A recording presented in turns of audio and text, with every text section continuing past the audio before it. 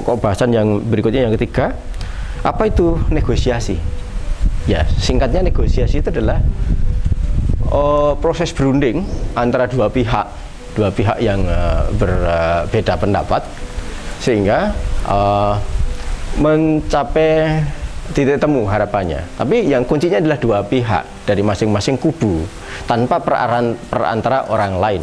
Pada saat negosiasi itu, negonya deal atau no deal itu lain soal. Tapi itulah proses negosiasi.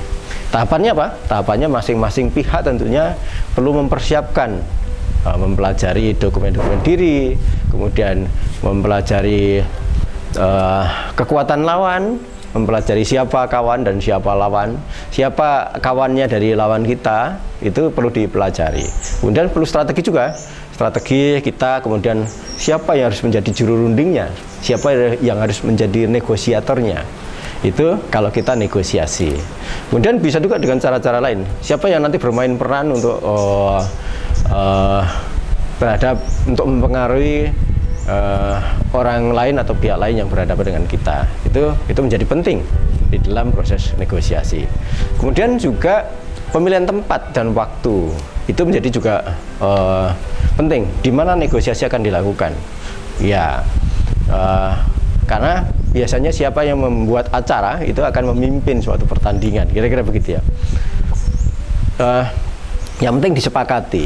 Ya, penting disepakati. Siapa yang mengambil inisiatif biasanya di situ yang akan menguasai permainan. Itu perlu disiapkan.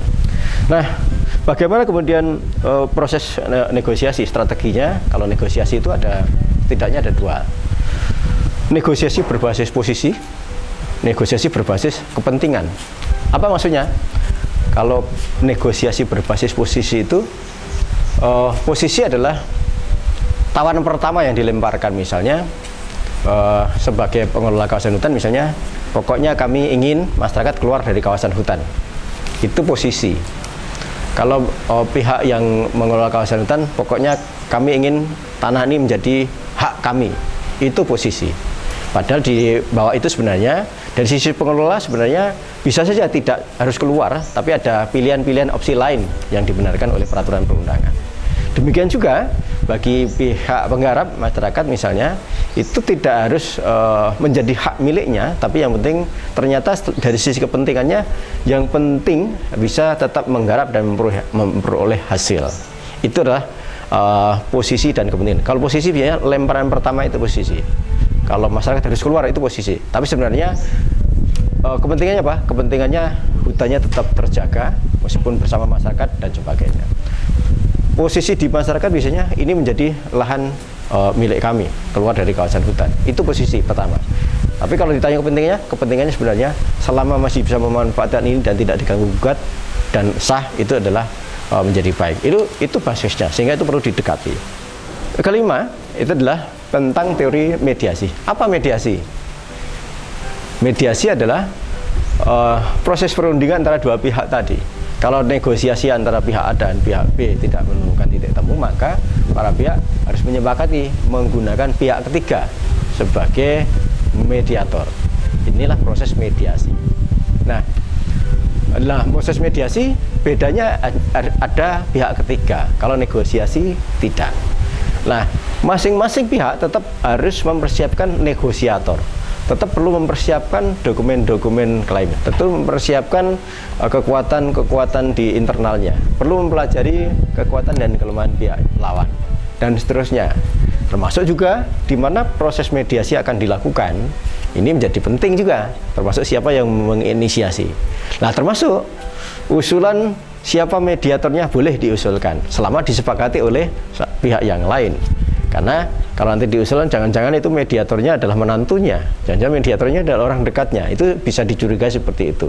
Siapapun boleh mengusulkan asalkan sepakat, sama-sama sepakat. Kemudian sepakat bagaimana pembiayaan terhadap pihak ketiga yang diundangnya, pembiayaan terhadap konsumsinya dan seterusnya. Silakan itu juga disepakati di dalam proses-prosesnya.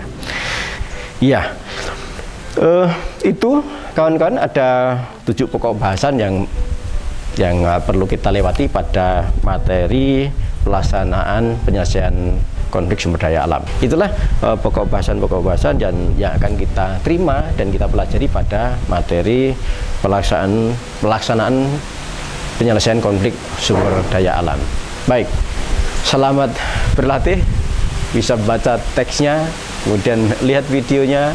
Kalau ada podcast, dengarkan dulu podcastnya, dan ada tugas-tugas silahkan dilaksanakan tugasnya. Karena kalau kita hanya mendengar, kita akan lupa. Kalau hanya melihat, mungkin ada yang ingat. Tapi kalau kita melakukan, kita akan bisa. Baik, Gamin dari Studio Alam kelas terbuka di Sawalha Kadipaten mengucapkan selamat belajar dan berlatih. Assalamualaikum warahmatullahi wabarakatuh. Salam sejahtera.